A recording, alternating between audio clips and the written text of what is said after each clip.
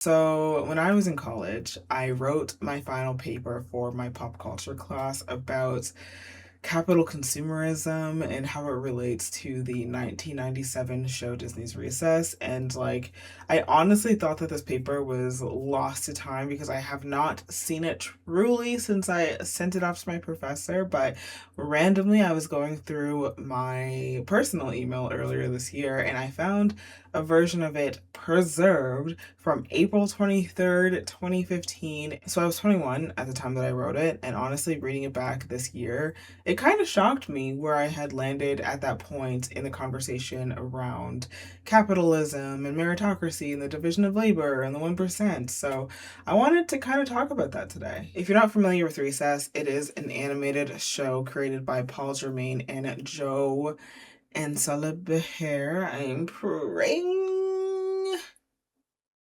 to King Bob that I said that correctly, but I don't know. It premiered September 1997 and it ran until November 2001. And it also spawned a couple of movies, most notably being Recess School's Out, that grossed $44.5 million against a $23 million budget, which it's pretty good. Generally, the show follows a group of fourth graders at Third Street Elementary School and usually takes place during the kids' recess period. The playground is pretty much like a microcosm for society, complete with a government, social structures, and unwritten laws. On top of just being a really fun premise and something that was a lot of fun to watch growing up, it also acts kind of as a conduit to inject real world issues in a way that is palatable for children. So there's an episode in season 2 called The Economics of Recess that if you're a fan of Recess, you're most likely familiar with because they were able to condense a lot of stuff within a fairly short amount of time. It's only a 10-minute episode, and that is the episode that I primarily focus my paper around. To put it succinctly, and we will be going further into depth on this episode in a little bit, but up top, this episode centers around a new currency being introduced to Third Street. It's Monstickers, Tage. Those dumb things kids put on their notebooks? Correct. Our show's protagonist, TJ Detweiler, was out sick when Mon stickers became the primary monetary force driving the economy at the elementary school. And he quickly finds out that everything has a cost and he needs to get to work stats if he is going to be able to do pretty much anything. As the episode wears on, he swiftly realizes that doing grunge work sucks booty cheeks and figures out a way to basically seize the means of production so that everyone is either working for him or paying him. Here's what 21-year-old me had to say about it in my concluding statement. TJ's rise to success illustrates the classic rags to riches American dream tale, the idea that anyone is capable of rising the ladder. Although this message is commonly fed to the people, the episode demonstrates that it's a literal impossibility for everyone to cheat the system this way since the concentration of means doesn't allow for it. With TJ owning so much of the Mon stickers in rotation, unless he falters, it's impossible for anyone to be on par, let alone multiple people. In other words, only a few people can really win this game, and we are all conditioned to believe that we could be the lucky few. So I do remember very specifically when I finished this paper because my friend who had lived nearby texted me and asked me if I want to come over and get high and watch MTV, and I was like, yeah, I think that's a better use of my time. It was literally the last paper of my academic career, and I was like, I think I'd rather get high than think about this for another moment, to be completely honest with you. So going through this paper now, while I think that I landed the plane somewhat successfully, it was kind of bumpy, I'm not gonna lie. I didn't really flesh out a lot of my ideas, and I don't know if it's because I wanted to rot on the couch with my friend. We used to have so much fun together. And now? This is what we do. Or it's because I hadn't really fleshed out these ideas yet in my mind, and so much of that has to do with lived experience. But I recently watched the episode back, and oh my god, there is actually so much to talk about that I did not even like think about. I don't think back then. I didn't talk about the aesthetics or the language or the symbolism or the framing or literally anything that really truly matters. I basically did the cardinal sin of math class, which is giving you the answer without showing you the work. And I'm pretty sure I got a 95 in that class, so clearly my professor was fine with the conclusions that I drew. And even if he somehow stumbles upon this video, I don't think that he can retroactively bump my grade, but just in case he can, let's give it the old college try, shall we?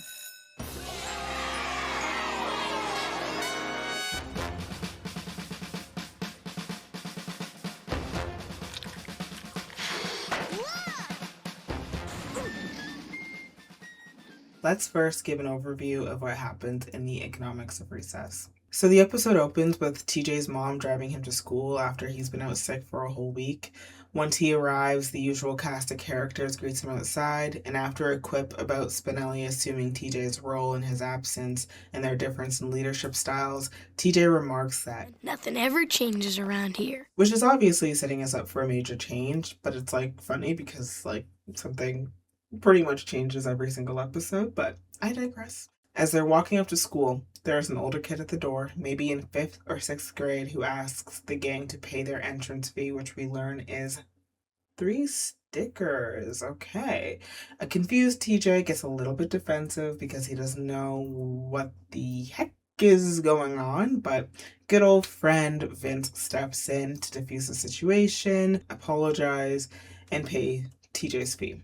Once they finally make it into the hollowed halls of 3rd Street Elementary School, TJ naturally asks his friend for an explanation of whatever the heck that was. And that's when we learn that the school is now on Mon-Stickers, baby! And if you don't got them, you're SOL. Everything now has a price, even that water fountain that TJ is trying to drink from. In doing so, an older student, much like the last, instantly demands that he pays him 2 stickers to drink from the fountain, and TJ, gotta love him, gets all up in his face, bemoaning about how ridiculous it is to be charged for water. And, you know, he kind of ate with that, but he didn't drink.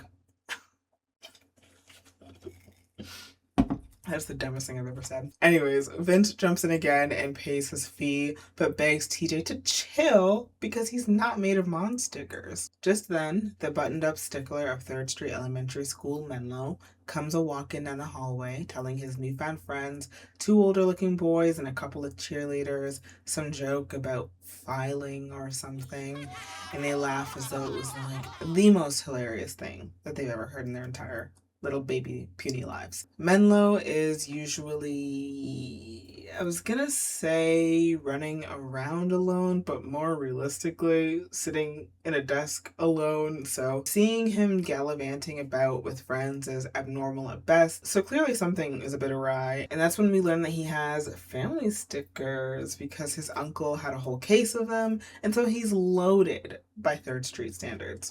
Cut to recess and Randall, school menace, is holding a ball auction, starting the bidding at 5 stickers for a basketball. TJ, still not having a sticker to his name, is a bit distressed to see that he can't afford to partake, and Mikey suggests that he find something cheaper to do and spares him 1 Mon sticker. First, he tries the Jungle Gym, which costs 3 stickers, and then he tries Foursquare, which costs 2 stickers, and then he finds a nice hill to lie and relax on, thinking, well, they can't possibly charge me for this, but in this economy, that'll be 1 sticker, please. So he ends up paying his 1 Mon sticker to literally just lie on some grass. And at that point, he's like, all right, I need some serious coinage. Mon stickerage. Something. So after school, he and his friends head over to Old Man Kelso's. And by golly, he's all out of Mon stickers. He tries to sell them on these new collectibles called Lick and stick alien stamps. but the kids are like, fuck your stamps. We need Mon stickers.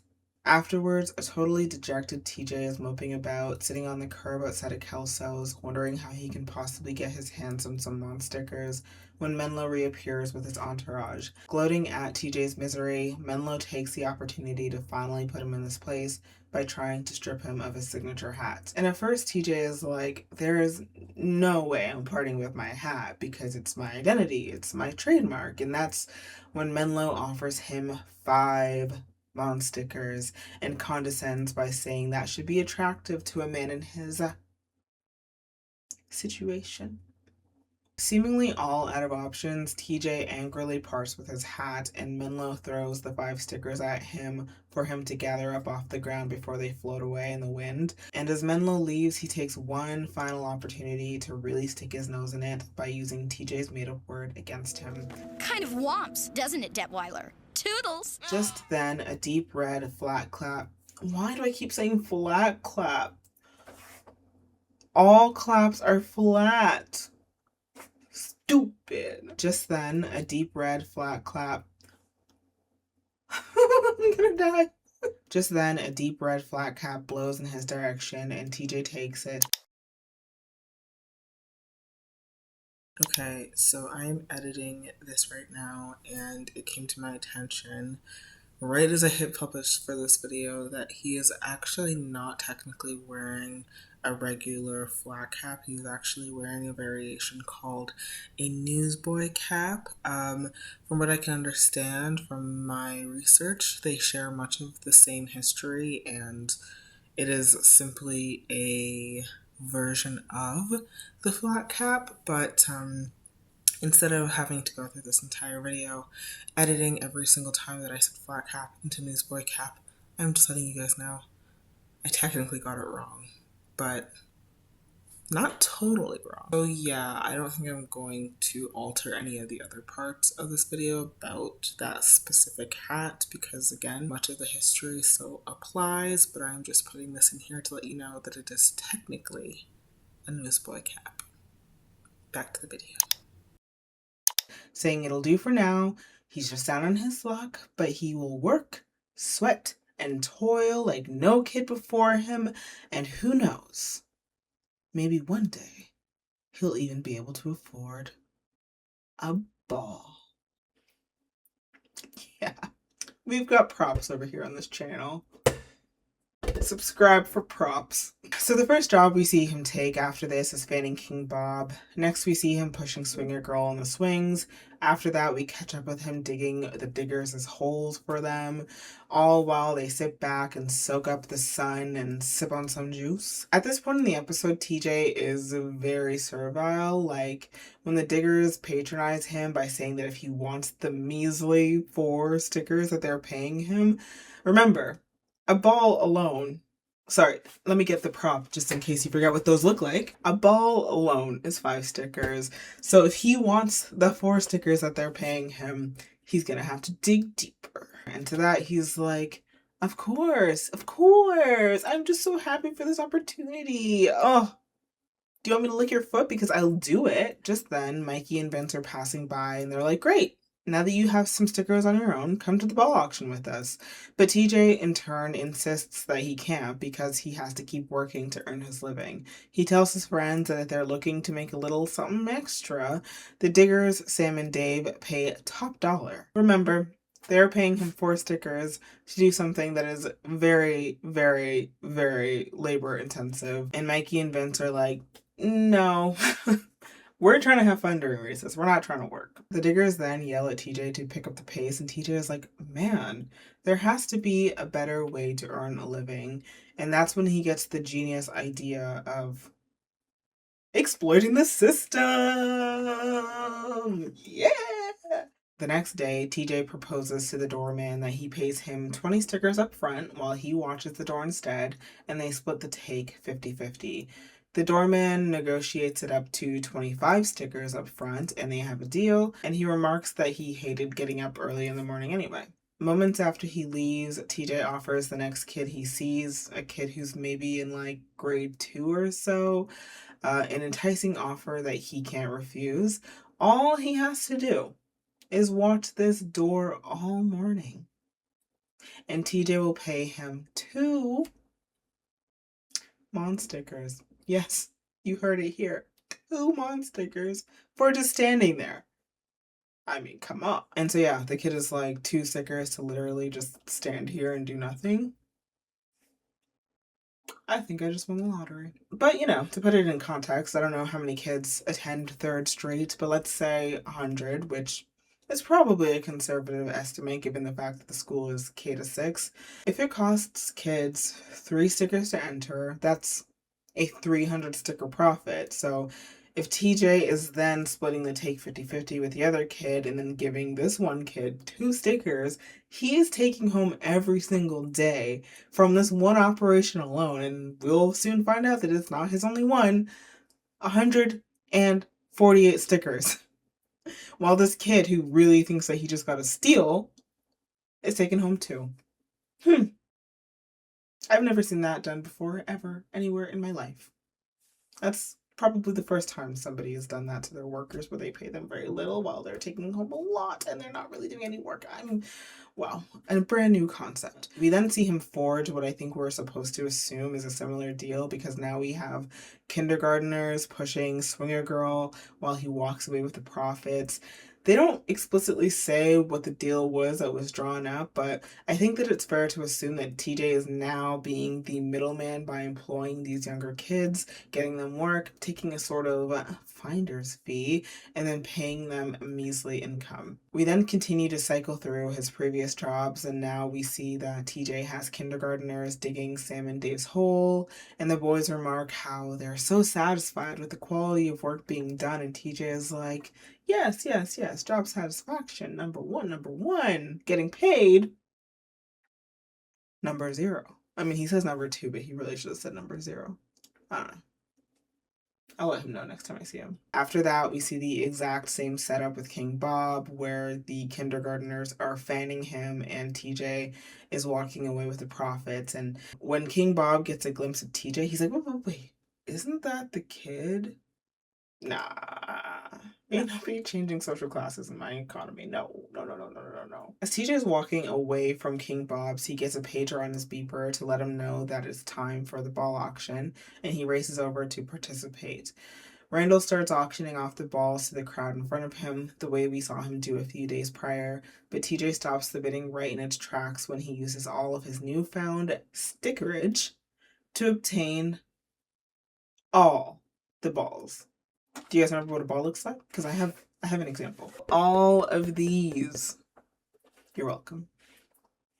We see that Randall is a bit distressed because with TJ seizing the operation, he thinks that he'll be out of a job, but TJ assures him that he still needs someone to run the auctions for him, so he'll keep him in the loop. And Randall is super grateful, even though literally moments ago he was in charge of the entire operation and now he's simply an employee. The gang, having just witnessed TJ in action for the first time, are super impressed with his boss moves and comment on the amount of stickers he just dropped, but he lets them know that it was an investment. Those stickers will come back to me, and they'll bring friends. Speaking of friends, he says he's always looking for good, hard-working people to help him out, and if his friends want in on the business, they have a spot in his organization. That is, if they want to do more than just play at recess. Seeing the success story that literally just played out in front of them, they're all eager, super eager to join.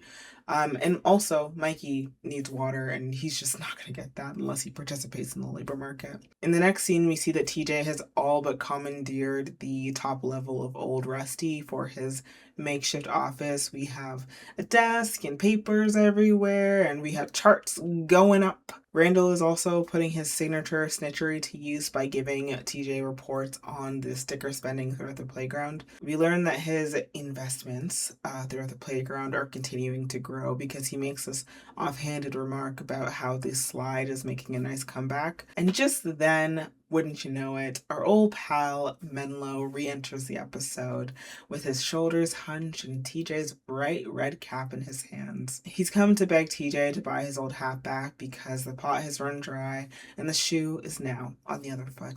TJ almost giddily chides him for gadding about and squandering his fortune and says that since Menlo wearing the hat has lowered its value. But I suppose I could part with one sticker. One sticker? Take it or leave it, Cootie Head. I'm a busy man. Now, with the roles reversed, it's Menlo's turn to take it on the chin, and he takes the offer.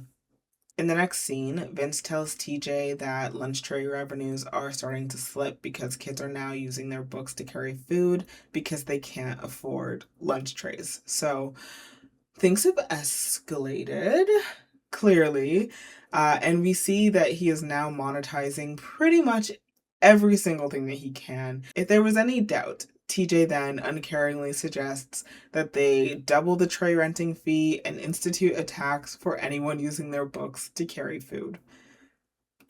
No, you're not hardcore unless you live hardcore. And the legend of the renting fee is way hardcore. Just then, Gretchen enters the scene with a stack of papers, presumably reports, and lets TJ know that he now owns 4 of every 5 Monstickers.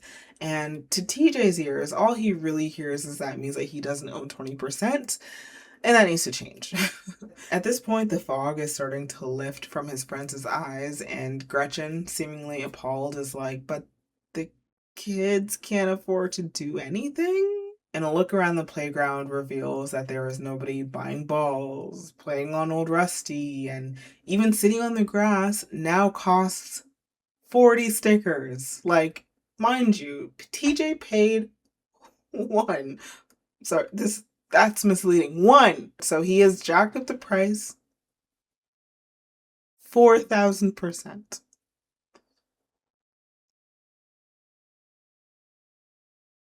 His friends are like, people are just like standing around now doing nothing. And he's like, good point, good point. Charge them a loitering fee. And in that moment, a younger kid rushes to his side carrying a tray with juice. And an outraged TJ whacks the juice because he wanted chocolate milk. And if this kid expects to be paid, he'd better start carrying his weight around here. So seeing the abuse of power literally play out right in front of their face like that, his friends are like, ew. And they're like, TJ, that was just a little kid. Like, chill. And he's like, we're all little kids. And goes on this like meritocracy style rant. And so yeah, naturally his friends are pretty icked out by his behavior, and TJ's like, what? I'm still the same guy, I'm just rich is all. And to smooth things over, he offers them a 10-minute break with one of his best balls. These things, by the way, in case you forget, these things. But the best one, this probably isn't the best one. Actually, my son has a few balls, and I did source the one that I liked the most. So, yeah, like this. Best ball. And to that offer, Spinelli is just like, You just don't get it, TJ. and they walk away. Interestingly, though, I find this interesting anyway, they do take the ball with them because we then see them walking away with it. So I don't know if I'm supposed to assume that they took him up on his offer, but either way, they pass a kid sitting on some stairs, and he's like amazed to see a ball because he hasn't seen one of those in days. Just in case you forget what they look like. A ball. I don't know why I keep doing that. I don't know. I really did not get a lot of sleep last night. I went to bed at like 4 a.m. and woke up at like 8. And it shows. Anyways, the kid asks if he can play with the ball, and they're all like, not unless you got Monstickers. To this, the kid is like, well, nobody's got Monstickers anymore.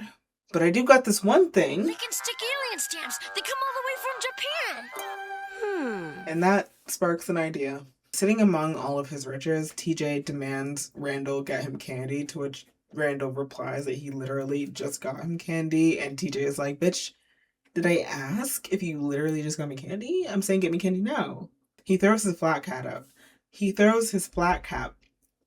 Fucking word, man. He throws his flat cap at him in a fit of rage, and Randall gets on his way. Finally, he puts on his old hat again and apologizes to it for having to sell it, but says that it was necessary. A lot of things were. Oh gosh, should I get a cap? Should I get a hat? We're doing props. I got a hat. It's an Arsenal hat. Don't judge me. It's my husband's. Judge him all you want. I don't care. I'm sorry I had to sell you. but it was necessary. A lot of things were. But don't believe the rumors about me. They're all just jealous. Now it's just you and me.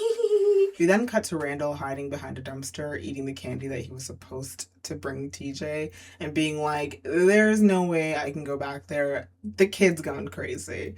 And like, to really punctuate it, we get a short scene of TJ standing on the roof of Old Rusty going on about being a self-made boy. The next day at 3rd Street, TJ has gone back to wearing his old hat, but now he's got a blazer.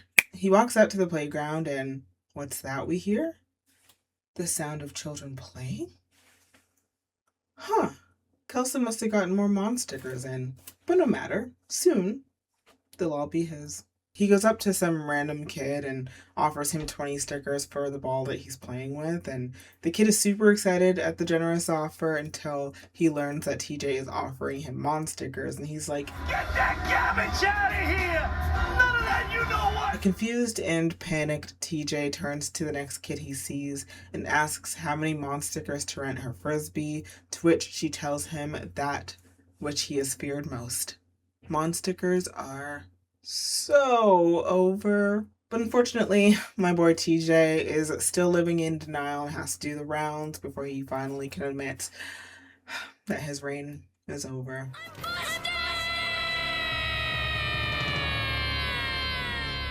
In the next scene, we catch him sitting on a teeter-totter looking all out of sorts when his friends swoop in to literally pick him up when he's down.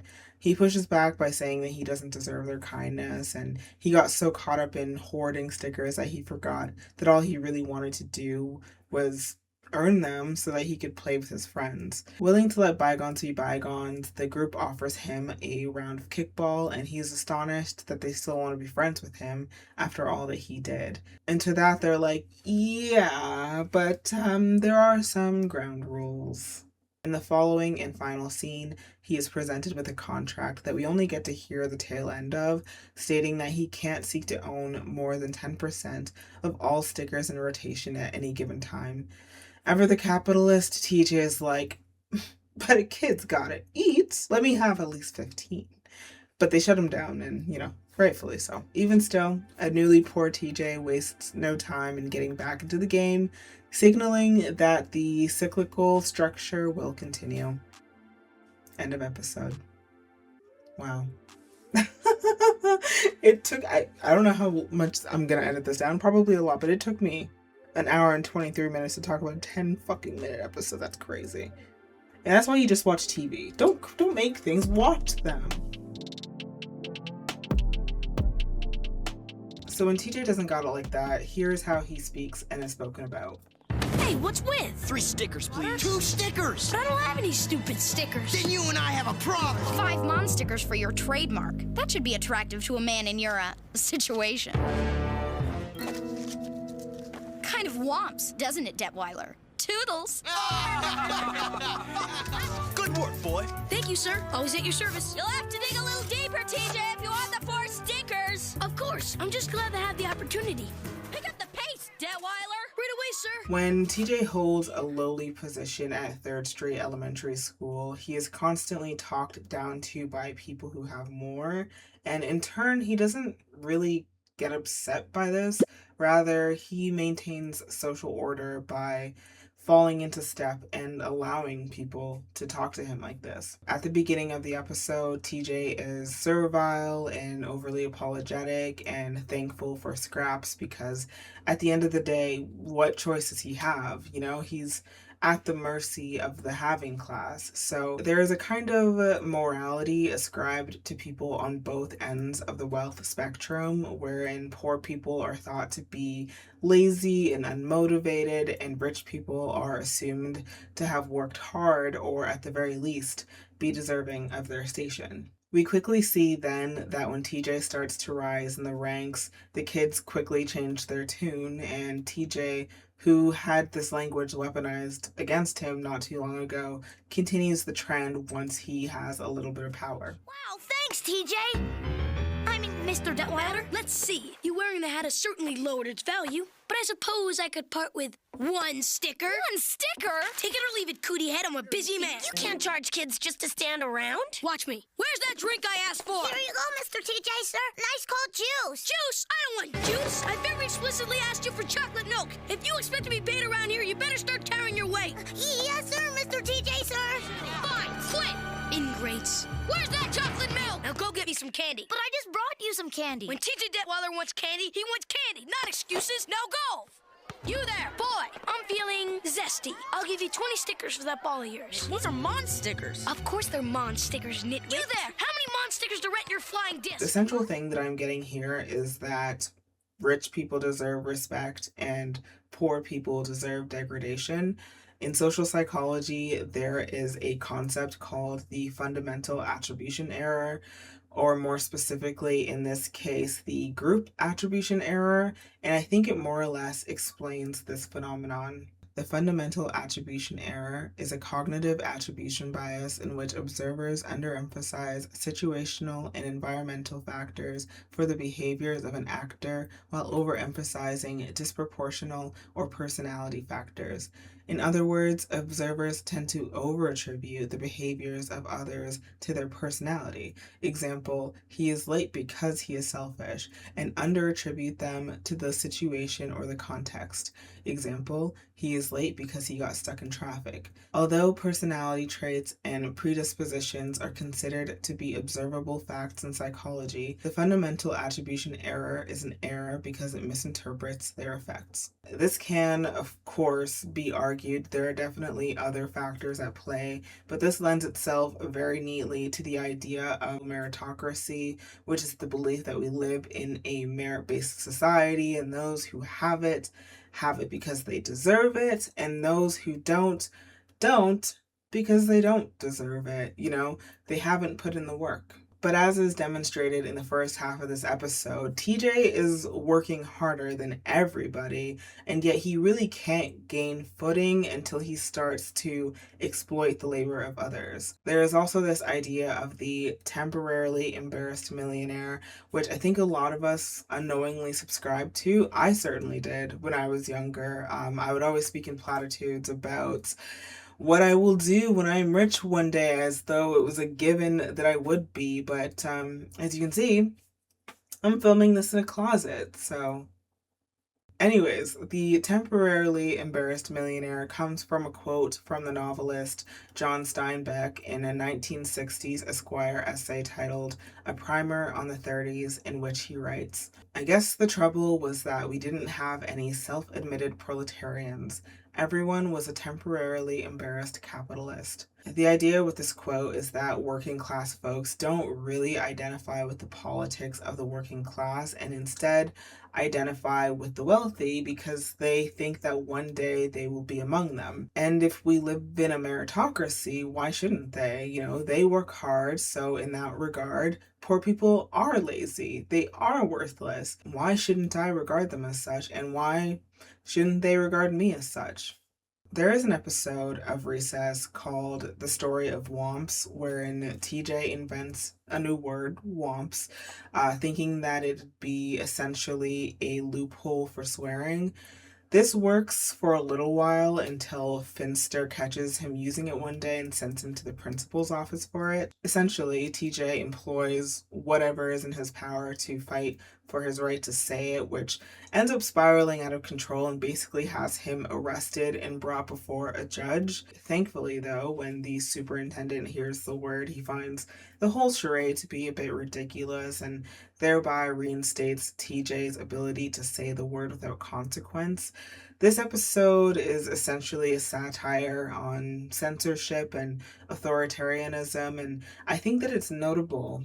I think it's notable that once Menlo has a lick of power, he is giddy to use TJ's word against him. How I interpret these two episodes in tandem is TJ, a man of the people, clawing back some of his rights that should have never been taken to begin with, and Menlo, who has always been a bit of a bootlicker, for lack of a better term, then taking the opportunity to punish him for daring to step out of line. And not just with this word, but in the many other ways that TJ has bucked the system, using the word womps against him feels, I don't know, to me, very deliberate in this way. Like, TJ can't even have that. What's also interesting to me is that many outgroups, poor people, people of color, LGBTQ folks, etc., will often reclaim degrading language that was once used against them as a means to reclaim the narrative. And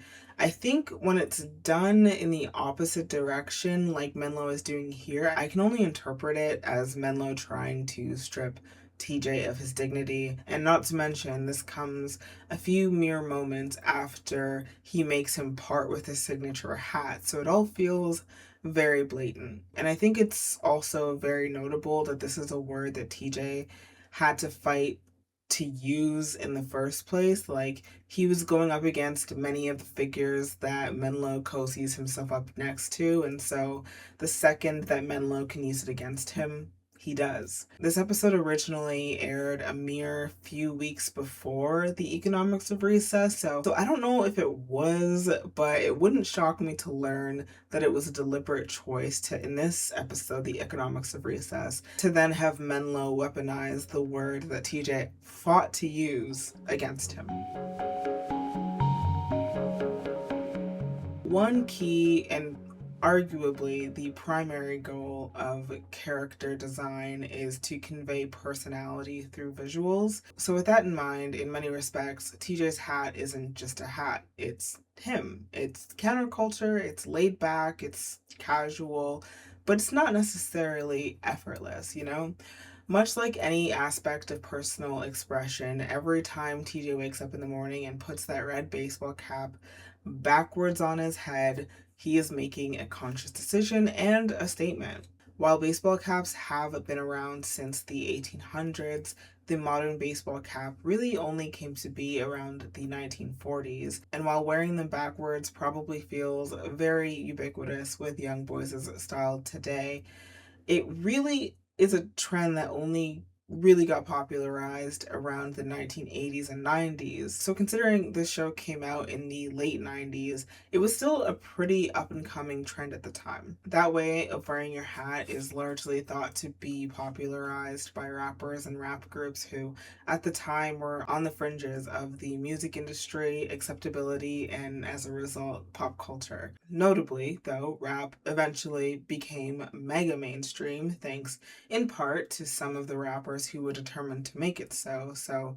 much like rap music, while wearing a baseball cap backwards might seem pretty standard today, it was actually kind of a little bit alternative at the time. Back to TJ, if you've spent any time whatsoever watching Recess, you know that he's a bit of a rascal, a bit of a menace to the powers that be, and somebody who is always challenging authority for the greater good of the common child.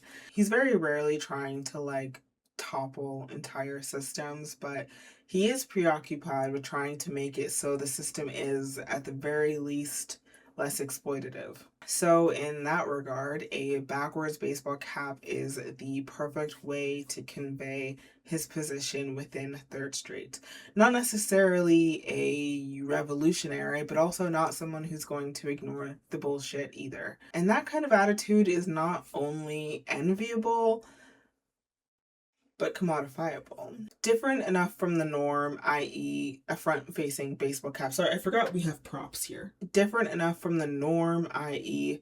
a front-facing baseball cap, but still accessible, i.e. still a baseball cap. In other words, cool. TJ is cool.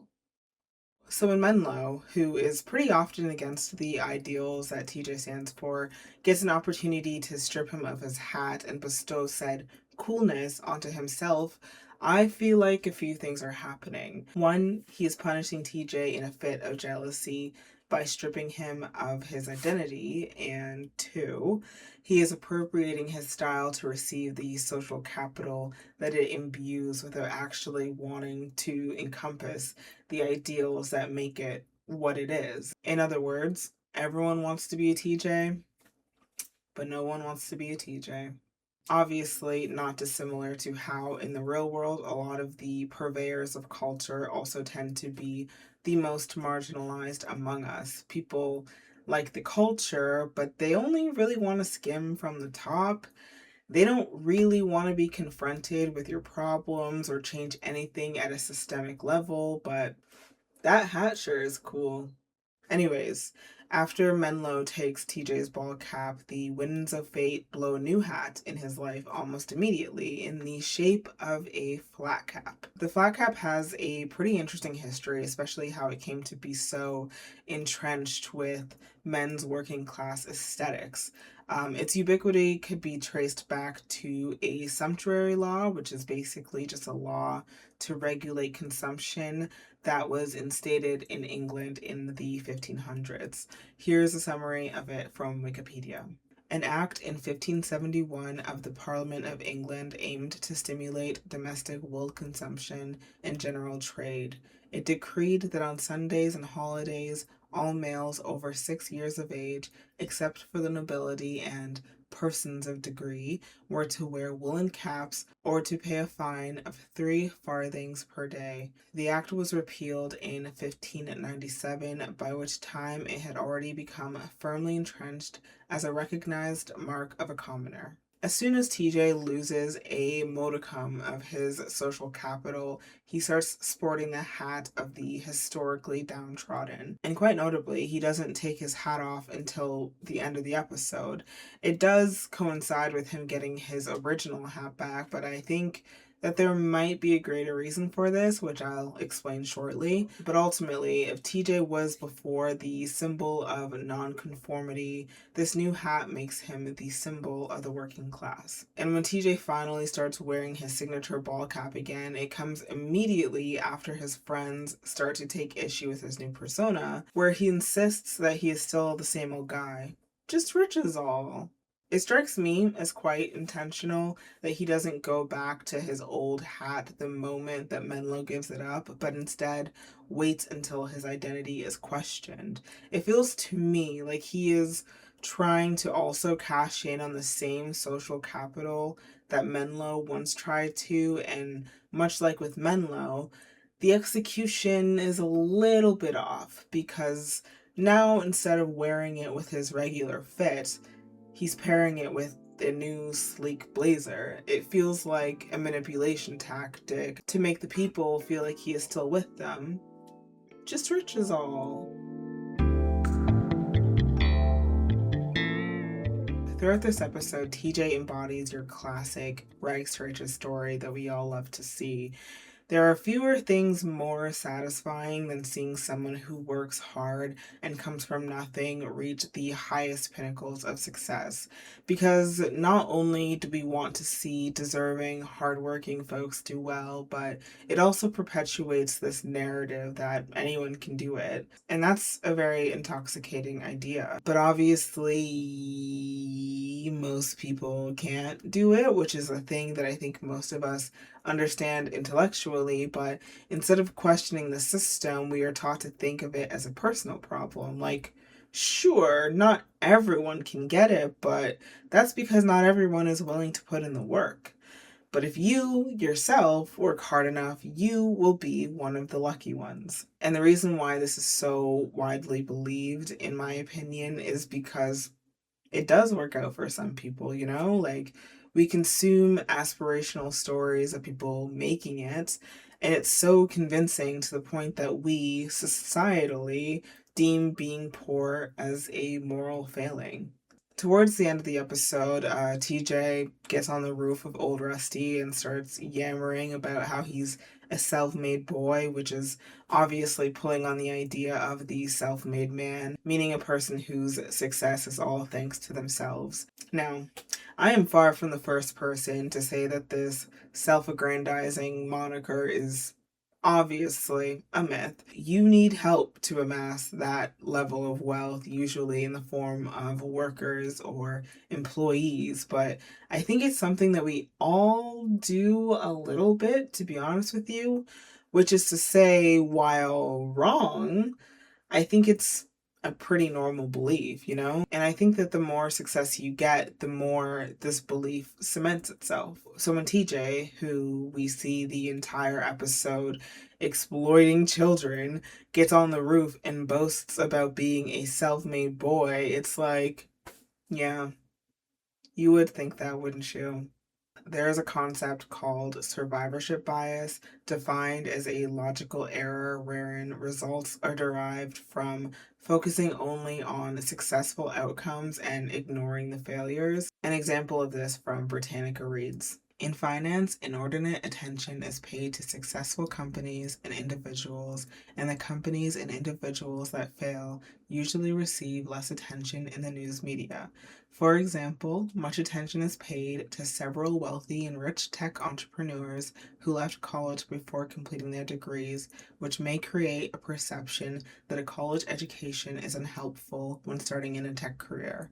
However, in reality, the great majority of college dropouts do not go on to become wealthy, and ignoring those people can lead to misperceptions that undervalue the usefulness of a college degree in building wealth. Studying only the top performers in a given domain can lead to systematic misperceptions about the efficacy of those performers' strategies." TJ in this episode boasts his wealth doing something that is evidently highly, highly lucrative, right? But not exactly replicable, at least not in the same way. But he has this prevailing attitude that if he can do it, anyone can do it. He was just the one willing to put in the work. If you expect to be paid around here, you better start carrying your weight. Yes, sir, Mr. TJ, sir. TJ, that was just a little kid. We're all little kids. It's the guts and spirit inside that makes us something more. But the fact of the matter is, by the end of the episode, he owns literally every domain on the playground. He controls all of the prices, he employs all of the workers, and all of the Mon stickers that are being sent are going directly back into his enterprise. Like, by virtue of this, literally no one else on the playground can compete. Sure, he had what you can argue is a good idea by seizing the means of production and hiking prices, but he's also very lucky in the fact that he got there first. I'm just not sure if he would see it the same way. So TJ represents this idea of the self-made boy. I think that in turn, Menlo represents the other side of the nouveau riche. Although I would love to hear anyone else's interpretation of this, because I think that there is a strong case that could be made that he represents old money. And honestly, that was almost my stance. But the more that I look at it, the more he reads as somebody who came into extreme, unexpected wealth. Regardless, Menlo didn't have to do anything for his riches. No, he just woke up and had it one day because his uncle got a sudden return on investment. But it really doesn't matter to him nor anyone else that he was given a lucky break. All that really matters is that he has money and so is deserving of respect, praise, friendship, and admiration. The first time we see him in the episode, and every time since until he loses his fortune, he has an entourage. Knowing Menlo outside of this episode, he just does not have friends like that. He spends his recesses in the office doing administrative work for the school's secretary. He's not like the worst person a la Randall, but like he doesn't really feel a kinship with the rest of the student body either. So seeing him surrounded by cheerleaders and popular kids lies in stark contrast to how we usually see him. It's clear then that they're only hanging out with him because he hasn't made. And he's comfortable with that. After all, they weren't hanging out with him 2 weeks ago when his family Mon stickers didn't have value. We're never explicitly told whether he's paying them in any way, but I think that it's fair to assume that they're getting something out of the exchange. So because Menlo came into money so suddenly without having to actually work for it, I don't think that he was properly taught how to maintain that wealth. Instead, he probably thought that it would just never run out, you know?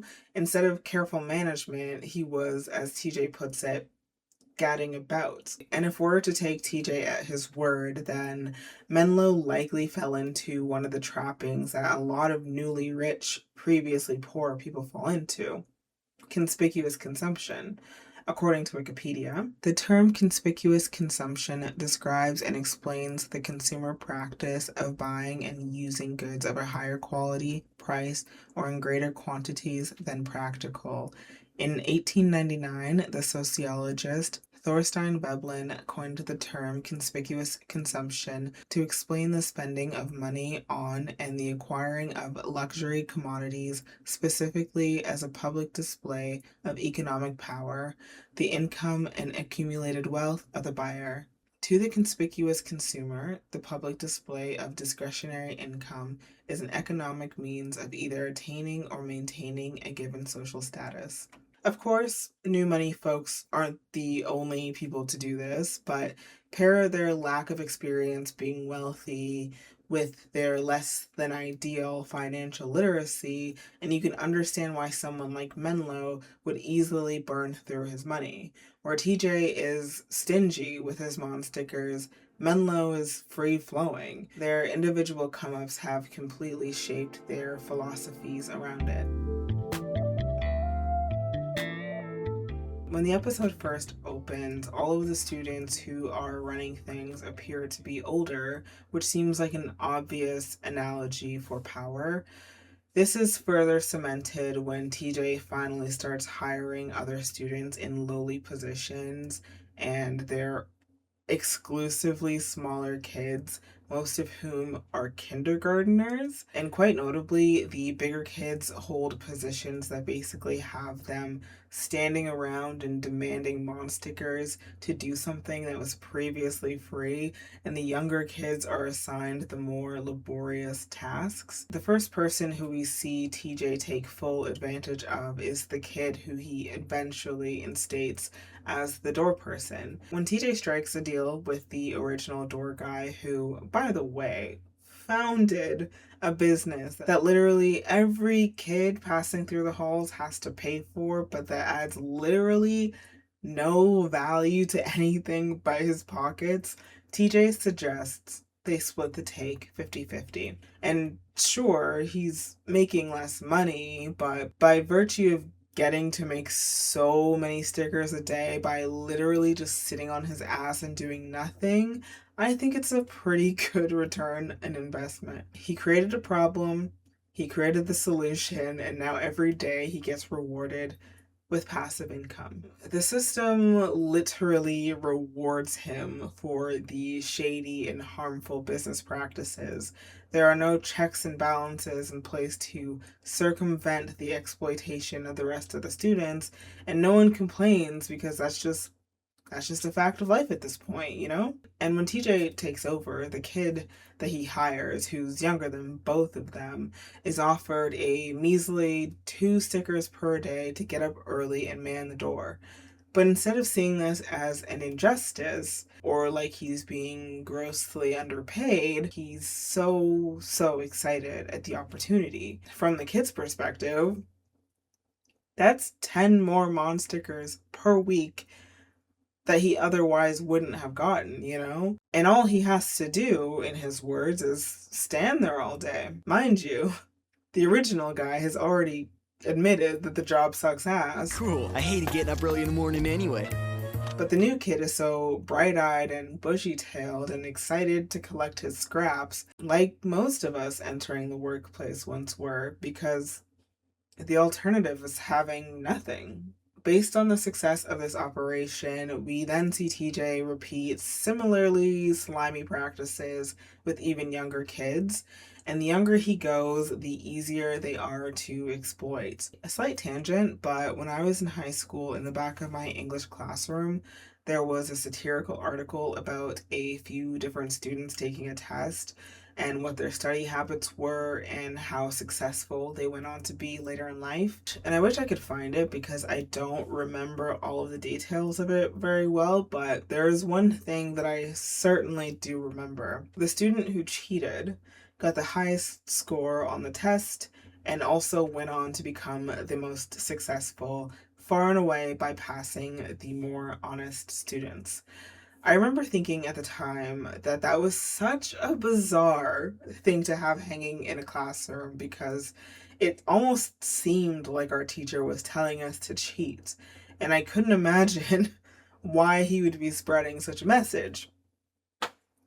Now, I kind of get it. After stunning the student body with his wealth and business acumen about midway through the episode, TJ throws out an offer to his friends that they just simply can't refuse, joining his enterprise. And having just witnessed his Cersei-esque power is power display, they're like, hell yeah, sign me up. And I just want to bring this up quickly because I found it fascinating that by virtue of knowing TJ, his friends get pretty high ranking positions within the most lucrative operation on the playground. They're not tasked with digging holes or pushing King Bob. No, they're doing stuff like market research. This undemocratic hiring process is otherwise known as nepotism, and no story about capitalism would be complete without it. Slight addendum, it is technically known as cronyism, but colloquially, I think most of us are familiar with the term nepotism. Cronyism means practically the same thing, awarding people advantages based on your relationship with them instead of their merit, but for friends and not family. Carry on. And I also really wanted to quickly touch on Randall, who is the only real true antagonist among the student body. Literally everyone dislikes Randall because he is constantly flying in the face of the cardinal rule of the playground. Don't be a snitch. It's so easy, and yet he cannot. I mean, in that one episode where you meet his parents, it's like, oh, okay. Oh, okay. As with most things, blame the parents. So bearing that in mind, for TJ to then work in close quarters with him after he becomes successful, it should say something about his morals, which is to say that they don't really exist if they lie between him and making more money. What TJ once thought of as deplorable behavior, he now sees as beneficial to his bottom line. When things start to implode on TJ's empire, he offers his friends a cool 10-minute break to throw around a premium ball. Like one of these guys? You remember? Do you remember what they look like? Okay, good. And after he does that, Spinelli remarks that he just doesn't get it. As they're walking away, we see that they have said premium ball in tow, and they stumble upon a kid who asks if he can bounce it around for a sec because he hasn't seen a real one in days. Fresh off of feeling wronged by their very best friend for perpetuating such an exploitative system, how do they respond? Not unless you got a handful of Mon stickers. And I find it so fascinating that even though they feel burned by the system, they're still abiding by its rules. In fact, instead of saying, hey, this isn't working, maybe we should go back to the way things were before, they instead decide to do the monumental task of completely overhauling the currency, which is to suggest, at least in one YouTuber's opinion, that they just don't find fault within the system. They find fault within the individual, TJ. And only when TJ is down on his luck once more is he able to see the error of his ways. While this is a kid's show and each episode has to have its moral conclusion at the end of the day, I can only interpret that timing as a lack of empathy that is often associated with having massive amounts of wealth. According to a 2012 study published in PNAS, the richer you are, the more likely you are to engage in unethical behavior. Across 7 field and lab studies, it was found that higher social class primed you to be more likely to engage in behaviors such as cutting off drivers, taking extra candy, lying during negotiations, cheating for a prize, and more. And according to the study's abstract, mediator and moderator data demonstrated that upper class individuals' unethical tendencies are accounted for in part by their more favorable attitudes towards greed. When Rip and Stick alien stamps become the new gold standard, TJ signs a contract that states he can control no more than 10% of all stamps in rotation at any given time, which is still like a massive amount of wealth that would make him one of the richest at 3rd Street again, should he amass it. Still, he finds it stifling, even though he does eventually agree to the terms. Immediately after signing the contract, TJ voluntarily goes back to his flat cap, gets back on the grind, implying a repeat of the cycle and thus showing us the problem in taking issue with the individual and not the system. In other words, don't hate the player, hate the game. What I find fascinating about the essay that I wrote for my pop culture class over 10 years ago are the things that I noticed but couldn't really yet explain, you know? The essay is really short, like really short. I do bring up Menlo and his newfound friend group and TJ's hat and the exploitation of the other students, but I don't really engage with the points too critically. But what I see when I read it is a fledgling worldview, and it's so cool for me to confront that and compare and contrast to how my views have changed or haven't changed in the time since. And honestly, I didn't even know that I had some of these opinions back then, you know? So it's so interesting to me because it's so, like, the essay is so interesting to me because it's so indicative of us being data processing machines. Whether we are doing so actively or passively, we are constantly evaluating and reevaluating our stance on things. And that's ultimately what I appreciate so much about thoughtful writing, especially for children. Just because it's for kids doesn't mean it shouldn't have something to say. An episode of television that can meet you where you're at while still making you think, whether you're watching it when you're 11 or 21 or 32, is an absolute marvel to me. It's very cool. It's entirely likely that, in 10 years, I can even spot different things that stand out to me in this episode because so much of our worldview is shaped by exposure and experiences. Whether I knew it or not when I was watching this as a child, and let's be clear, I most definitely did not, this episode made me confront class and its real world stakes in a way that I could comprehend. It's the thing I realized at 21 that made me want to write this paper on recess to begin with, and it's the thing that 11 years later made me want to make this video. Simply put, it's just good writing. Or maybe it's just a cartoon. I don't know.